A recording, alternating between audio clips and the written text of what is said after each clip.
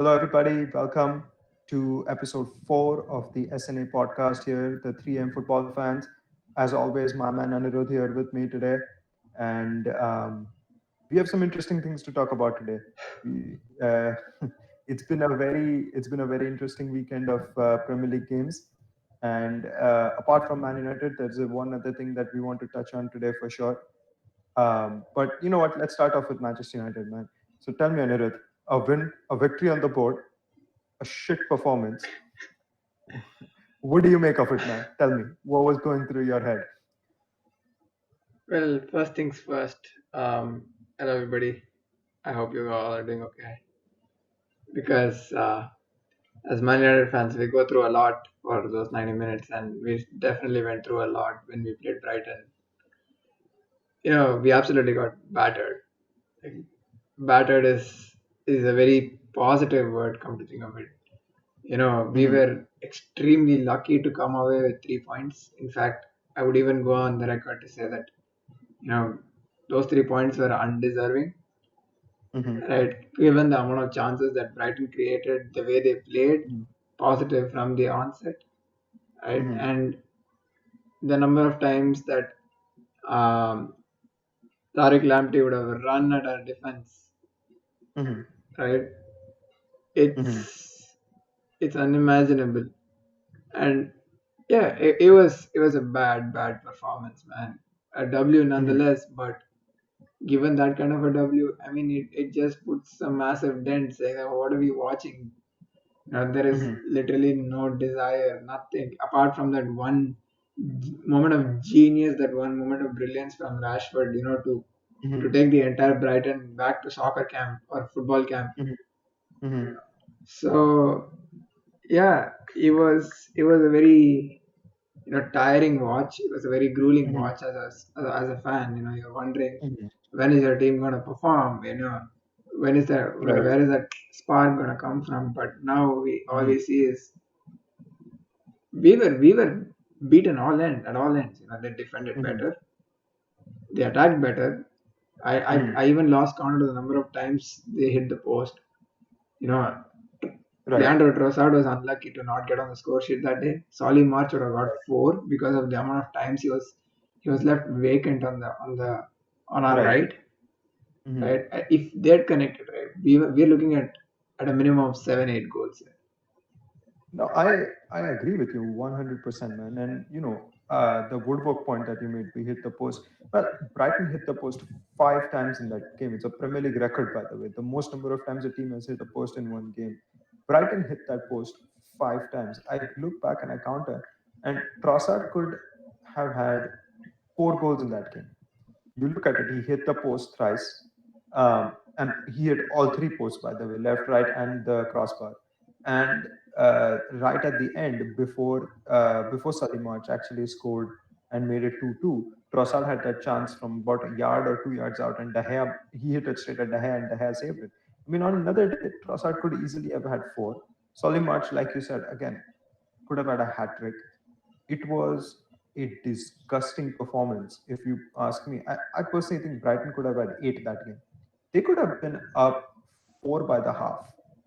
And like you said, I mean, Rashford's moment of brilliance was, probably the only positive I can take out of that game. And, I look back at that game and, you know, that is arguably one of the luckiest 3 points I've seen us get recently. And I mean, who on that pitch actually, gave a good performance for Man United? I can't pinpoint anybody from that perspective. Our right hand side was abysmal, abysmal. Defensively, Aaron Wan-Bissaka was invisible. I didn't see him all game. He was, I don't know what he was doing, but down that right hand side, Brighton were in every time. I mean, Solly March, right? He's their fullback, and he was in. Trossard was again playing off of that side, and he was feeding off Wan Bissaka's terrible performance, and Lindelof backing away. And it is honestly disappointing for me to see that kind of a performance when your defenders are not ready to commit into a tackle. They're backing off the whole time. And even going forward, we were really bad, man. Like we scored the first one from a set piece. Rashford's moment of brilliance, of course, and the third goal. I mean, it's a penalty after time expired, man. I don't know what to say about that. So I don't know, man. I totally agree with you. I think we have stolen 3 points from the Amex, and Brighton completely and totally deserved to win that game, and they outplayed us in every department on that pitch. True, honestly, you know what? We spoke about Matic last week. The silver lining to my bold prediction that Bai will walk into that team, went down the Mhm. drain the moment I saw that lineup. Like, Right, oh, Eric's not playing. Doesn't matter, man. right. Support the 11 that is playing. But coming to what we spoke in our preview talk about Mhm. Matic, I thought Matic, without him, right, Mhm. we would have been reeled in to a really, really shambolic result Agreed. because he held his own in that midfield Mhm. until the very end. And in fact, it was his touch of the ball that led us to one of the goals. Mhm. The first goal, yeah. Right. So as we predicted, right, Matic on his day, yeah, he held his own. He came really good, Right, but without him, we would have struggled. And you know right. what? Looking at the way Brighton played and the way they would play in the cup, I'm Mhm. scared, man. I'm really scared. And that game, our right hand side, Aaron Van Bissaka was invisible that game. I'm sorry, invincible. What am I saying? He was invisible that game, right? Right. And every time, and I would really like to draw parallels. It was similar to the way Robertson scored today for Liverpool, right? He was in the same position, open, Mhm. right? He's a Right, fullback, open in the exact same position. One right, shot, he took it, right. right? And this was early in the game. And imagine if Solly March had actually Mhm. hit a goal in the first half. He had a couple of good chances. Mhm. We had no chance of coming back that game, honestly. Right, right. I Right? agree with you, man. And if We it was we went ahead against their run of play right, in the beginning. Brighton played really good football, agreed. I right? agree with you 100%. Yes, sir. And you know what pains me? It pains me that we've seen rubbish performances for the second week running. Mm-hmm. We got super lucky against Brighton. Oh, sorry, Mm-hmm. we got super lucky against Palace. Oh no, what am I Well, saying? We got destroyed at Palace, right? We got we got destroyed destroyed by against Palace. Palace. We We got got super one win. lucky at Brighton, right? And we play Right, Tottenham next, right, right? How much time or how much can we ride our luck on? right. It's so saddening that I'm not able to generate words at this moment in time because the performance was absolutely shocking. Right. Right? I agree. Right? We're just getting back into fitness and all of that, but put up a fight. Show some spirit in the game, man. Mm-hmm. Because that right hand side was non-existent the whole game. Right. Right? Luke I Shaw makes some runs, but mm-hmm. who's there to come back? Right, Right? We see Tariq Lamptey, having a race against Luke Shaw and getting like two strides in front of right, him at the right. start itself. Mm-hmm. And you look at players like Lamptey, you look at players like Solly March, and then you're thinking, okay, these guys are everywhere, man. Right. And this is what you expect your fullbacks, the fullbacks of a club like Man United to be. The Mm-hmm. best in the league, running up and down, Mm-hmm. marauding. And it was, yeah, as I say again, it was a sad performance, and it was a really, really tough watch as a fan for me. But Mm-hmm. we came away with a win, right? But Mm-hmm. it was never a satisfying win, or even like, oh, right, a Mm-hmm. scrape or whatever. We were lucky to get away with the 3 points that game Agreed. because, as you said, we got a penalty after time expired, Right. basically, After time expired. Right. right? And that is where I want to come in with the next part, as in, what is it with these penalties, man? Man, I mean, before we, again, before we talk about that penalty, just a quick thing about the fullbacks thing, as you mentioned. Like you said, you mentioned Andy Robertson at one point in place of Sully March, and honestly, I think if Andy Robertson was on that pitch, he would have gotten a hat trick. And with the fullbacks, I completely agree with you, man. That Brighton fullbacks dominated our fullbacks, and you look at what Liverpool's fullbacks are doing, right? Trent Alexander-Arnold. I personally, I mean, certain people, in our fan base try to argue and this and that. For me, he is clearly the best right back in the league. Arguably the one of the best right backs in the world right now. And I mean, they combined again today for great goals, and You all look at that. the impact, man, while going in front. I mean, look deep down. Mhm. We can't stand Liverpool, man. But you know what? A quality actually shows, Our right? quality definitely shows, right? Quality shows. And today, Robertson goal, Trent assist. Mhm. Right, When you go in front, you deliver, right. right? One more thing that people didn't talk about today. Yes, Robertson goal, Trent assist, but the Mane goal when Salah actually beat Tierney. Before that, the ball that Trent played into Salah was absolutely beautiful. And I look at their fullbacks, and then we look at ours. I mean, we spent 50 million over Aaron Wan-Bissaka, right? And to be fair to him, he had a great first season. I thought he was solid defensively. His attacking game is under question. That is 100% the case. But and Luke Shaw was a 30 million signing as well. So we are playing with 80 million fullbacks on that pitch. And honestly, I don't see that there are 80 million quality fullbacks over there. I mean, Juan Bissaka, okay, he has time, to improve his attacking side of the game, and but he was invisible against Brighton, which to me is concerning because I want him to, solidify our defense. I don't. It's okay for me if he doesn't go and provide, 15 assists in the league. I mean, that's fine. That's not our system. Jurgen Klopp plays a completely different system at Liverpool, and it's almost unfair to compare our fullbacks with theirs because they're that far ahead of us. So, but I expect him to be solid defensively, which I thought he was not against Brighton. I mean, his positioning was really poor, and maybe some of it could come because of the Fitness. lack of trust in Victor, who was playing right next to him. Because in a few times, I mean, I saw Wan Bissaka making an early run inside, Hmm. defensively to cover for Lindelof because he assumed that Lindelof would make a mistake. So I don't know if all that kind of contributes to the whole point. And I would just you like know, to add a small.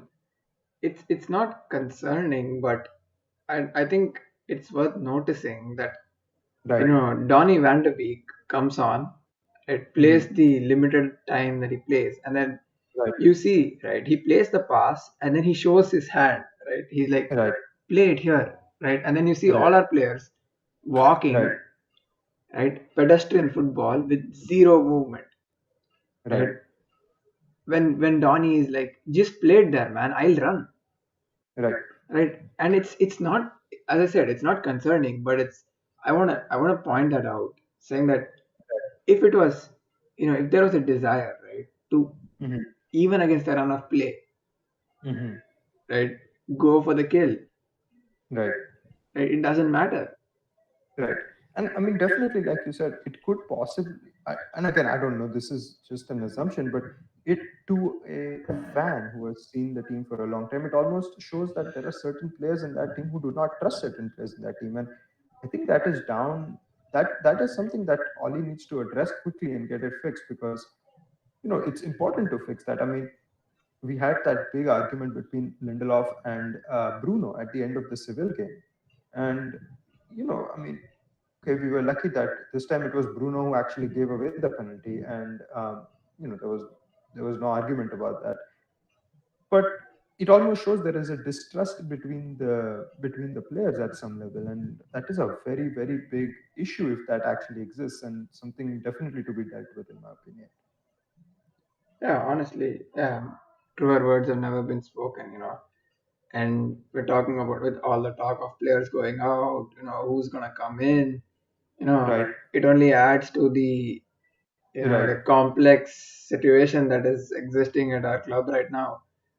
right. Because I'm telling you, if these performances, as a fan, right, Hmm. we're sitting here and then we can go on and on saying that this guy can do this guy should have done that, 50 million, what is he Right, doing, 30 right, million, what is he doing? But right. I will say one thing though, Hmm. right, as a fan, right? Hmm. It's extremely hard for me to watch games like this, Right. I agree. right?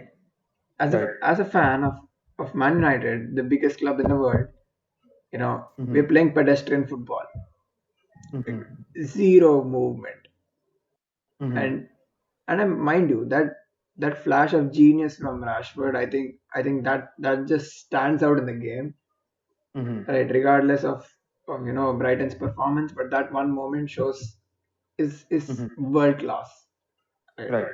It just that oozes quality all over, Right. right? But apart from that one moment of genius, tell Right. me what did we do that game?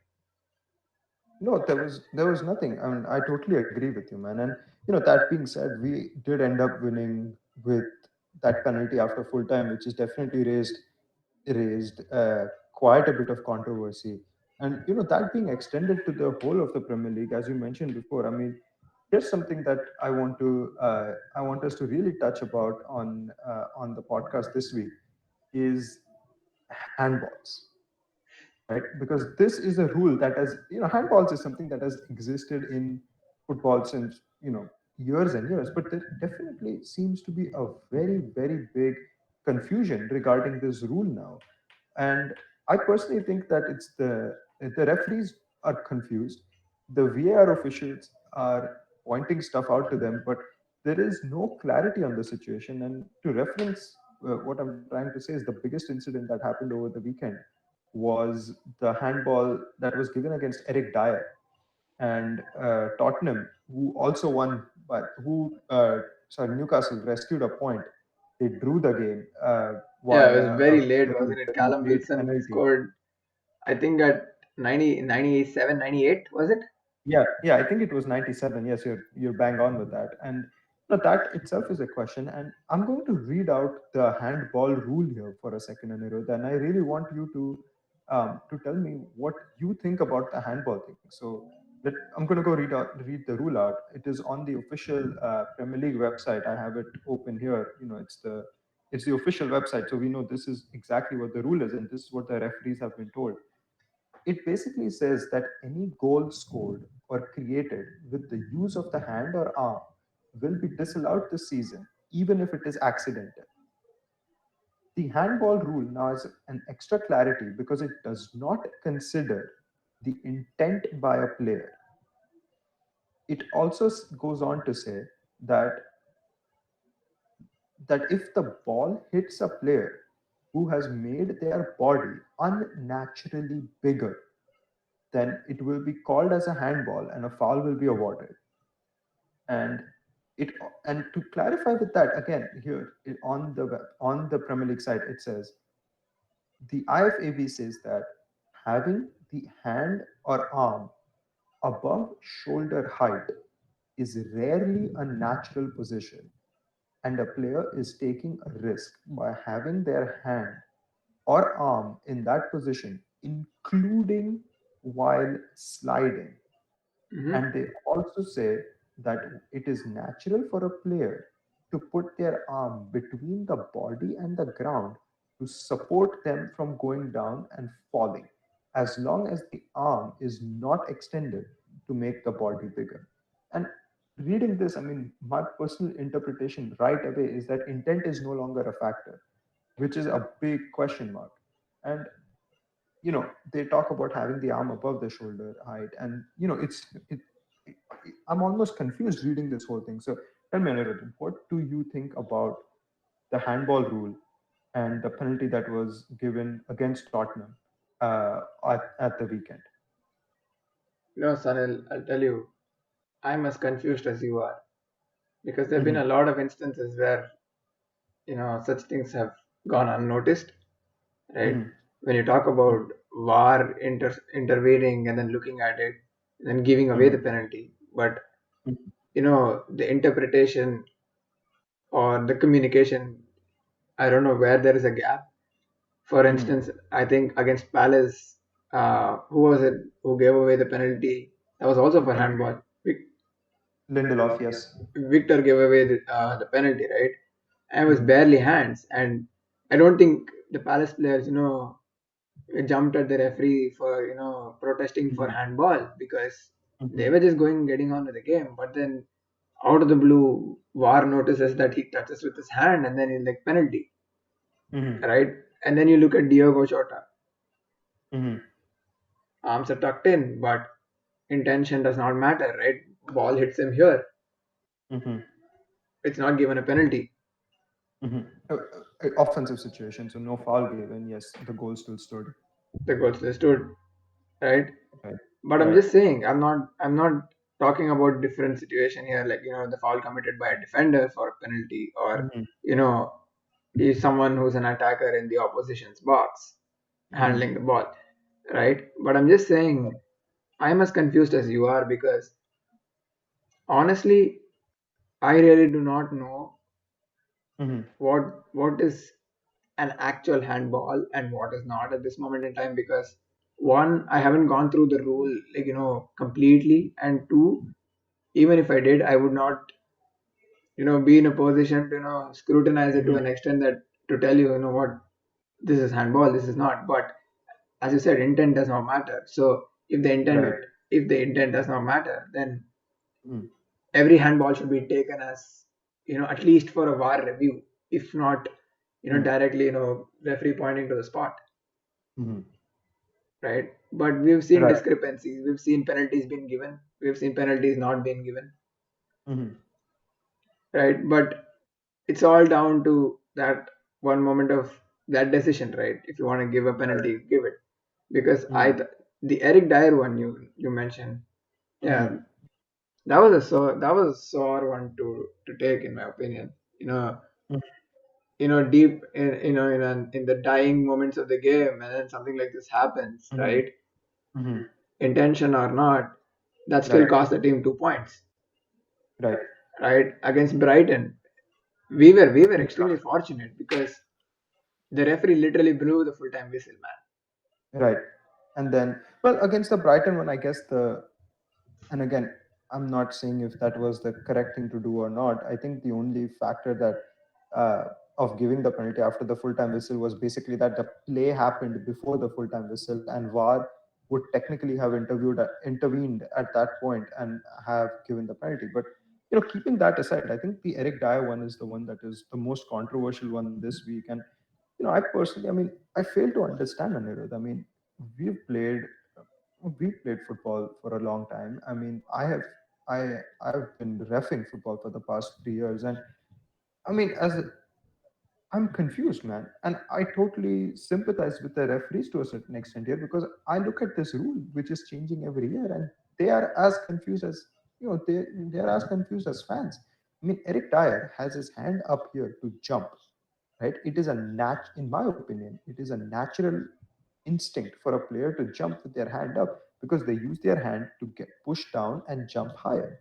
So now, if I'm in a jumping motion and my hand is up here while I am jumping, I mean, it's not intentional. Forget about intent. That is a natural position, in my opinion. The rule states that if it's in a natural position, it's fine, but it says the hand cannot be over the head or shoulder. I mean, I agree. You know, if the hand is allowed to be between the ground and the player while sliding, but the hand cannot be here while jumping. I mean, how I don't understand how the FA is expecting players to jump. I mean, are they supposed to have their hands tucked in like this while they jump? They're not going to be able to jump as high. I mean, you need your hands to create that pressure for the player to get that elevation to reach to the ball. And no, I'm baffled at their decisions over the weekend. I mean, we talk about, I mean, the Eric Dyer one, definitely. I do not think that is a penalty. Diego Jota was the one that was being argued by a lot of people. And again, in my opinion, that is not a handball just because his hand is tucked in. I mean, the guy cannot do anything about his hand, it's kind of tucked in. I think the question mark starts coming when you look at incidents in the past seasons when the rule was a little different. But in the past seasons, for example, Diego Dalot, the Man United PSG comeback when he takes a shot and it hits Kimpembe's arm. Right, right, Another right, one. right. So, I mean, Or what Lorente, about or that now? Lorente for in the Champions League. Right, Tottenham, Man City, Lorente. I mean, those are decisions that knocked teams out of ties, mind you. I mean, it changes the whole scenario, their whole season. So I personally don't understand where we are going with this handball rule, and I'm baffled. And mind you, I have to add in one thing, keep Mhm, talking about when the rule was a little different, right? If I mhm, remember correctly, Dalot shot, Dalot skied it, right? It hit mhm, Kimpembe's arm, and no mhm. one, no one appealed, right? Right. It People was just Dalot, walked away. just Dalot who appealed, but that was it. I mean, no Yeah, one really Dalot thought it just was a raised his hand, if I'm not wrong, right, right? And we right, ended up getting the penalty, which knocked Paris out of the tournament, right, right? Intent or not, I do not understand. I do not know. Rather right, than I do not understand. right. But you see how it's differed over time, but controversies have always remained in the box when it comes to Right. handball. And Agreed. and time will tell, Sanil,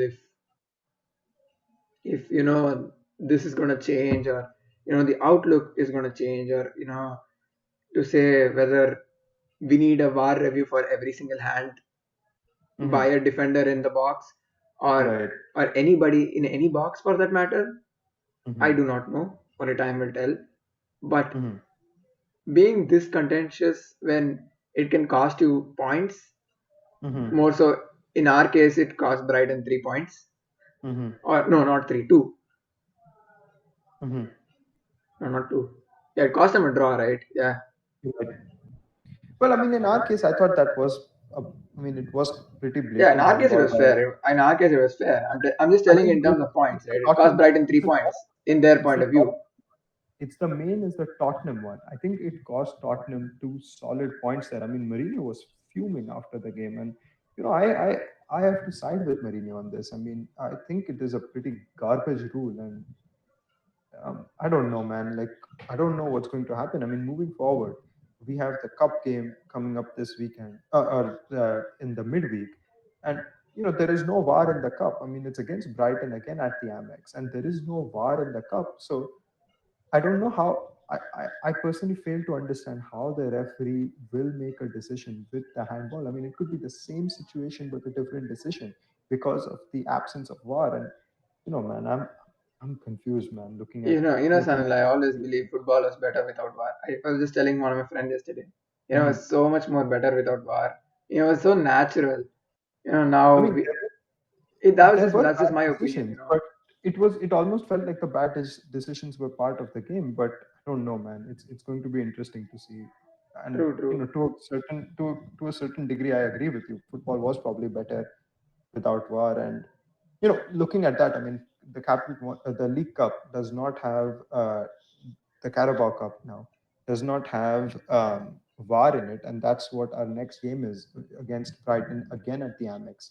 And you know, just as we look forward to that game, it is two wins, two scrappy wins for us, two undeserving wins, but nonetheless, it's two wins. So, what are you looking at in terms of the lineup going into the Brighton game on in the midweek, man? Do you think Oli is going to rotate again and use the lineup that was against Luton, or do you think we're going with our first team against Brighton? Good question. First, I think I beg to differ with the two lucky wins, because I think we were better than Luton. I mean, look at us talking that we're better than Luton, and we deserve to win that game. That just my heart just sank when I told that. And Right. honestly, Brighton will be out for revenge, to be Hmm. honest with you. And if they play their first team, right, and Ole ends up rotating his squad, and that's a scary proposition right there. Hmm. Right, we've seen how they play, Hmm. and I am literally scared if Tariq Lamptey and Solly March play against our backline again, Hmm. because they know they've identified our backline once, they can do Right. it again. Right. And I think the attack stays the same. Hmm. I don't think one will come in, but I do think that Van de Beek starts in the cup though. Hmm. Right. Van de Probably Beek, because. Eric Bailly, and Dean Henderson, all three start in the cup, and Brandon Hmm. Williams, of course. Hmm. Apart from that, I don't see any changes to the 11, probably, because Brighton are Hmm. a good squad, Hmm. and I think we'll win the cup tie. Mm-hmm. Uh, Not by much. I think a 1-0 or a 2-0 at the max. Clean But sheet then. hmm? Clean sheet. Look, man, I'm always optimistic for a clean sheet. That day will Man. come. That day will definitely come. And a clean sheet does wonders for our defense in terms of morale and confidence. And our I defense agree. needs that. Mm-hmm. I know, against Luton, our defense played okay. Mm-hmm. And for the second game running, I'm like, and the Eric Bailly fanboy, telling that Eric starts, Eric should start. Mm-hmm. But yeah, that's my reckoning for the game. What do you think about the game? So I agree with you to a certain extent, man. I think Dean Anderson definitely starts. I think Eric White starts too. Brandon Williams comes in. I think Matic might be rested, considering we have a big game in the Premier League on the weekend. Tottenham. I think we might see Fred and maybe even Bruno gets rested. We might see Fred, McTominay, and Van de Beek as the midfield. Just considering that we have Tottenham coming up as well in the league, and then up front, I think might he might look to start Marcus again, just because he had that great goal, confidence, keep carrying, give him 60 minutes maybe.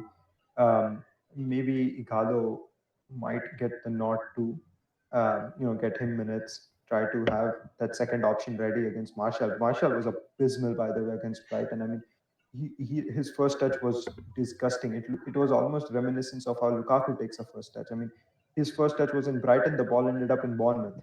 It was really really bad from Marshall in that perspective. In my opinion, and I think he might give Daniel James some minutes too. Daniel James might get the nod in there too. Either him or I mean Daniel James. They're talking about a transfer, so if he's on his way out, then we might see Mata play. But I think I do see a few bit of rotation going into that game. Yeah, true, Uh, true. And I honestly I think that the emphasis on is on Tottenham. I actually, right, for a second forgot about the fact that we were playing Tottenham, and I right. want to backtrack by saying that I think now 9, 10, 11, and Bruno, Hmm. at the max, I think only Rashford plays the game. I think only Marcus plays. Right. But apart from that, I think Hmm. Odion plays. Hmm. Jesse plays the cup game, I guess. Yeah, Lingard's in there too. So I don't know, man. Let's see. I mean, in terms of the scoreline prediction, I know you're optimistic for a clean sheet, man, but Brighton are out there for revenge. I mean, we spoke about this in the last preview. Brighton play some excellent football. Graham Potter has instilled some good philosophy in there, and they play good, attractive, attacking football. I personally would say that I think United will win again. That's my optimism. I think, uh, and I personally do believe that if we come out 100% playing at our best, then yes, we are more than capable of beating Brighton. I will go for. Uh, Tough, you isn't know it? what? It's a tough one, man. I think I'll go for a 2-1, third time in a row, man. I'm going for a 2-1 to Man United. Hopefully, we make it through to the next round of the cup. And the one big thing, there is a little part of me that says I hope Marcus Rojo gets the start, and he can shut up Neil Maupay, because the guy tried to show off after his pen. Well, to be fair play to him, great penalty, no question about it. Excellent That Panenka. celebration. I mean, great penalty, but that celebration, mate. What are you trying to do? And you know what, man? It's karma that it was his handball that gave the penalty, and that is what gave me so much. That was the only thing, to be honest with you, that gave me satisfaction out of that Brighton game. So Oh, you know, apart from Marcus's brilliance, oh, of wasn't it? course, of course, of course, Marcus's brilliance, of course, is in there. But yeah, man, to Neil Mope, a big, you know, No, big. no, no. We're just fans, I, mate. We're just fans. I just want to say, man, you got what you deserved, bro. And I was more than happy to see you walk down that tunnel in tears. And I hope that happens again in midweek. You deserved it, Neil Mope. Your tears were awesome. I had a great blast with them. So you know what? There you go, Neil Mope. And going on to playing Brighton again midweek, as usual, man. I'm excited. I want to see some good football. I want to see attractive attacking football. I want to see solidity in defense.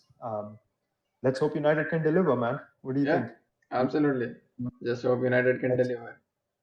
let's hope they can do it. Come on, United. Come I'm on, psyched. United. Come on, United. Let's do it.